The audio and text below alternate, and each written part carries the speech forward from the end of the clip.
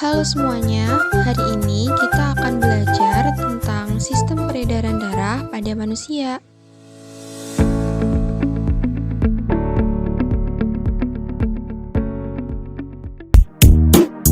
Sistem peredaran darah adalah sistem dalam tubuh makhluk hidup yang berfungsi mengalirkan darah ke seluruh tubuh. Darah membawa oksigen, zat makanan, hormon, dan membuang sisa-sisa seperti karbon dioksida dan racun. Sistem peredaran darah manusia terdiri dari beberapa organ penting yang bekerja sama untuk mengalirkan darah ke seluruh tubuh.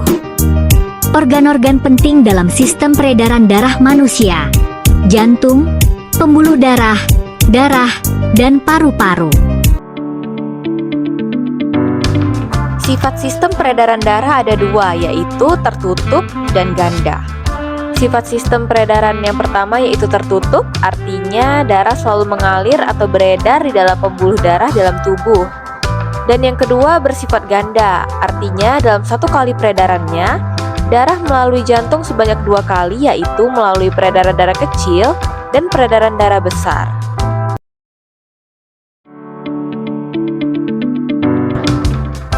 Selanjutnya ke komponen penyusun sistem peredaran darah. Komponen penyusun sistem peredaran darah yang pertama berupa darah, yaitu cairan yang mengangkut berbagai zat penting seperti oksigen, nutrisi, hormon, dan karbon dioksida sebagai limbah metabolisme. Lanjut ke komponen yang kedua, yaitu berupa jantung dan pembuluh darah. Jantung merupakan organ pada sistem peredaran darah yang berperan untuk memompa darah. Jantung terletak di rongga dada di antara kedua paru-paru di atas diafragma dengan posisi condong ke kiri. Di sini ada gambar bagian-bagian jantung, dapat kita lihat ya. Melihat gambar bagian-bagian jantung arahnya berkebalikan dengan arah kita.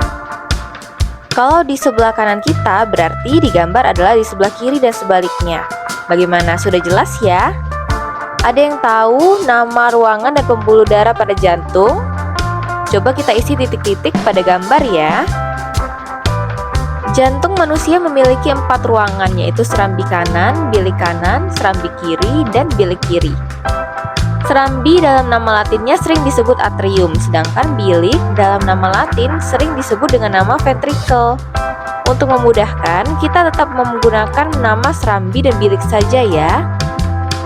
Jantung juga memiliki pembuluh darah besar seperti vena cava superior, vena cava inferior, arteri pulmonalis, vena pulmonalis, dan aorta. Coba kita lihat gambarnya. Ruang jantung juga dibatasi oleh sekat-sekat dan memiliki katup yang berfungsi untuk menjaga agar darah tidak bercampur dan tidak kembali lagi ke ruang sebelumnya. Katup pada jantung terdiri dari yang pertama katup tricuspidalis. Terdiri dari 3 daun katup yang membatasi antara serambi kanan dan bilik kanan. Yang kedua katup pulmonalis yang membatasi antara bilik kanan dan pembuluh arteri pulmonalis. Yang ketiga katup bicuspidalis terdiri dari 2 daun katup yang membatasi antara serambi kiri dan bilik kiri. Dan yang keempat katup aorta yang membatasi antara bilik kiri dan pembuluh aorta. Sekarang apa yang dimaksud pembuluh darah? Pembuluh darah adalah saluran berbentuk tabung yang berfungsi mengalirkan darah ke seluruh tubuh untuk mengantarkan oksigen, nutrisi, serta membuang zat-zat sisa metabolisme. Terdapat 2 jenis utama pembuluh darah, yaitu pembuluh nadi atau arteri dan pembuluh balik atau vena. Untuk lebih memudahkan dalam mempelajarinya, kita menggunakan istilah arteri dan vena saja ya. Nah, mari kita lihat gambar. Pada gambar ada pembuluh darah yang berwarna biru dan merah. Kita hafalkan dulu ini kalau yang berwarna biru adalah pembuluh darah yang mengandung karbon dioksida, atau yang sering disebut dengan pembuluh darah yang kaya akan CO2. Sedangkan yang berwarna merah adalah pembuluh darah yang mengandung oksigen atau yang sering disebut dengan pembuluh darah yang kaya akan O2. Jadi ingat, biru kaya akan karbon dioksida, sedangkan merah kaya akan oksigen. Sekarang kita pelajari apa yang dimaksud dengan pembuluh darah arteri dan vena. Yang pertama, pembuluh darah arteri adalah pembuluh darah yang membawa darah keluar dari jantung.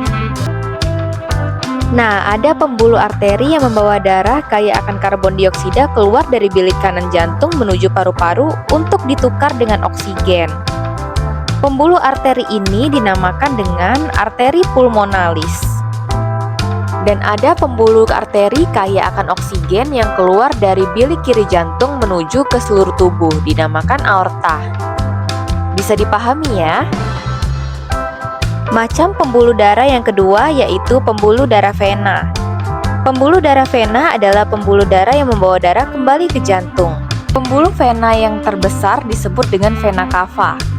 Terdapat dua macam, yaitu yang pertama vena cava superior atau pembuluh balik besar atas, berfungsi sebagai saluran darah dari kepala dan tangan balik ke serambi kanan jantung.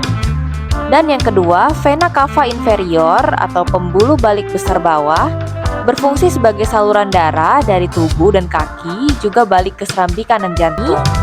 Nah, diingat lagi ya, pembuluh vena kaya akan karbon dioksida balik ke serambi kanan jantung melalui vena cava superior dan inferior. Sedangkan pembuluh vena kaya akan oksigen balik dari paru-paru ke serambi kiri jantung dinamakan vena pulmonalis. Sedangkan pembuluh arteri yang kaya akan karbon dioksida keluar dari bilik kanan jantung ke paru-paru dinamakan arteri pulmonalis. Dan pembuluh arteri kaya akan oksigen keluar dari bilik kiri jantung ke seluruh tubuh melalui aorta. Bisa dimengerti ya? Lalu, macam pembuluh darah yang ketiga yaitu pembuluh kapiler. Pembuluh kapiler merupakan pembuluh darah terkecil, memiliki dinding tipis yang berfungsi menghubungkan arteri dan vena, dan berperan sebagai tempat pertukaran nutrisi, oksigen, dan karbon dioksida antara darah dan sel.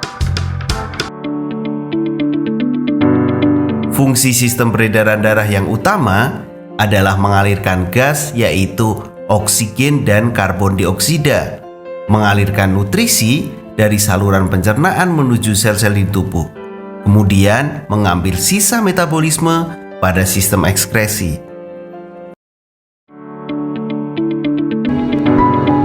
Peredaran darah manusia merupakan sistem peredaran darah tertutup karena darah mengalir dalam pembuluh darah.